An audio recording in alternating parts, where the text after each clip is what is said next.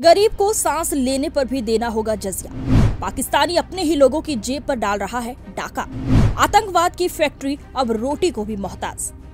बड़े आर्थिक संकट का सामना कर रहे पाकिस्तान में हालात बदतर बने हुए हैं और संकट से उभरने के लिए सरकार कुछ भी कर गुजरने को तैयार नजर आ रही है।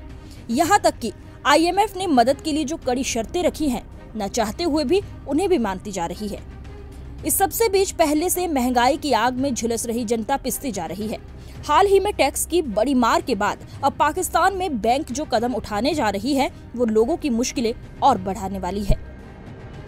बिजनेस टुडे की रिपोर्ट के मुताबिक पाकिस्तान में ब्याज दरों में बढ़ोतरी की तैयारियां की जा रही है और ये 20 से 50 बेसिस पॉइंट की नहीं बल्कि पूरे 200 BPS की वृद्धि हो सकती है।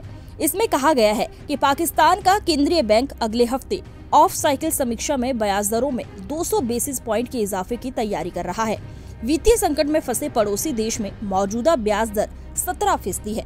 दूसरे शब्दों में कहें तो चरम पर पहुंची महंगाई के चलते पहले से रोटी, तेल, गैस समेत अन्य जरूरी सामानों को तरसती देश की जनता को तगड़ा झटका लगने वाला है। पाकिस्तान का केंद्रीय बैंक जो कदम उठाने जा रहा है उससे देश के लोगों की मुश्किलें बढ़नी तो तय हैं, लेकिन भारत से तुलना करें तो अगर इस तरह की वृद्धि भारत में की जाती है तो कोहराम मच जाता है।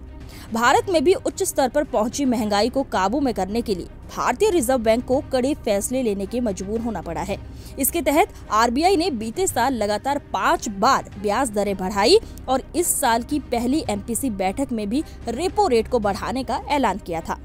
रेपो रेट में 6 बढ़ोतरी के बाद कुल 2.50% का इजाफा किया गया है और ये 6.50% पर पहुंच गया है। लेकिन पाकिस्तान में जो तैयारी की जा रही है वो इस आंकड़े से करीब 8 गुना ज्यादा है।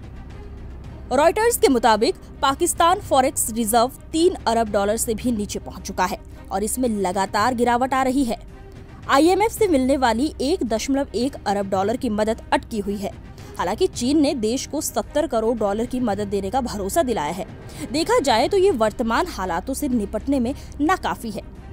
पाकिस्तान IMF फंडिंग हासिल करने के लिए तमाम उपाय कर रहा है। इनमें टैक्स को बढ़ाना, सब्सिडी को हटाना समेत अन्य कई चीजें शामिल है। अब ब्याज दरों में बढ़ोतरी का फैसला भी इसी दिशा में उठाया जा रहा एक और कदम है। पाकिस्तान में IMF resident representative Esther Paris Ruiz ने इस कदम को लेकर कहा है कि वैश्विक संगठन भी पाकिस्तान में बढ़ती महंगाई पर लगाम लगाने के लिए मॉनेटरी पॉलिसी के इस्तेमाल का समर्थन करता है। वहीं पाकिस्तान में महंगाई की मार को देखें तो मुद्रास्फीति दर 40% के पार पहुंच चुकी है और लोगों की थाली से रोटी, दाल, चावल गायब होते जा रहे हैं। गैस से लेकर पेट्रोल, डीजल तक के दाम आसमान पर पहुंच चुके हैं।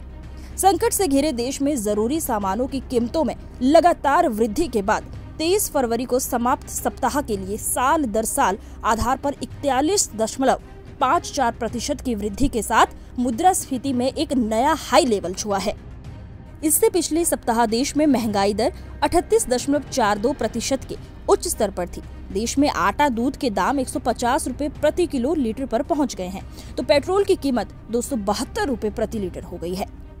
पाकिस्तान सरकार ने कॉस्ट कटिंग फॉर्मूला अपनाते हुए मंत्रियों और सलाहकारों से इकोनॉमी क्लास में यात्रा करने, लग्जरी कारों और वेतन भत्तों को छोड़ने का आदेश दिया है। इससे सरकार को 200 अरब रुपए सालाना की बचत होने का अनुमान है। इसके अलावा सरकारी कार्यालयों को खर्च में 15% की कमी करने का निर्देश भी दिया गया है। बीते दिनों IMF की शर्त मानते हुए पाकिस्तान में नया टैक्स थोपा गया है। इसके बाद टैक्स और घरेलू उपकरणों से लेकर चॉकलेट और ब्यूटी प्रोडक्ट्स तक के आयात पर बिक्री टैक्स 17% से बढ़ाकर 25% कर दिया गया है। बिजनेस क्लास हाई यात्रा, शादी हॉल, मोबाइल फोन और धूप के चश्मे के लिए भी लोगों को ज्यादा पैसा खर्च करना होगा। वहीं सामान्य सेल्स टैक्स को 17% से बढ़ाकर 18% किया गया है। Bureau report, UPN TV।